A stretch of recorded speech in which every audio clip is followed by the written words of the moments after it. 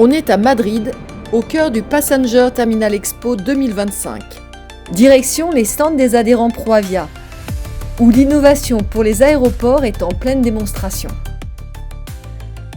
Technologie LIDAR et avec le logiciel d'intelligence spatiale Outside permet de suivre et numériser les parcours des passagers et des véhicules de manière à la fois précise et anonyme grâce à une technologie, le LIDAR, qui permet de suivre les déplacements de personnes à travers des rayons laser qui vont être envoyés, réfléchis par les personnes et leur environnement, et permet d'identifier une silhouette qui est totalement anonyme. On ne peut pas reconnaître une personne, donc il n'y a pas de données personnelles, mais on peut par contre additionner les points de vue des capteurs pour couvrir des très grands espaces. Et donc on peut couvrir sans limite de champ de vision un aéroport complet, un terminal, voire la partie landside, et suivre les déplacements sur une très grande zone. Ce qui va permettre de comprendre le parcours des voyageurs sur l'ensemble de leur environnement, depuis l'arrivée jusqu'à l'embarquement, et donc d'améliorer l'expérience passager, d'améliorer les opérations, d'accroître les revenus de l'aéronautique et la sécurité et la sûreté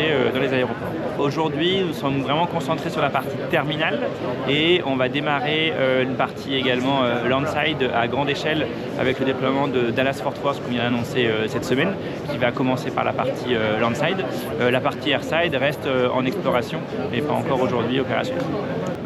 Là, on voit vraiment la vue. À droite, c'est la vue brute. Donc en fait, on voit vraiment les silhouettes qui se détachent sur l'ensemble. Oui. Donc nos algorithmes, à l'échelle, ici il n'y a que 3 capteurs, mais quelle que soit l'échelle, vont pouvoir identifier les silhouettes et ensuite les suivre en continu sur l'ensemble de leur déplacement. Et ensuite, on va représenter ça dans une visualisation d'un jumeau numérique temps réel des personnes.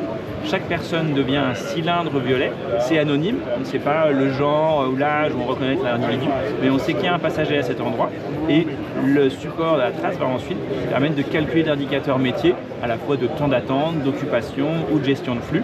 Et donc ici on peut naviguer, là on voit l'exposition du stand, on peut voir à côté la même chose sur un terminal complet à toute échelle.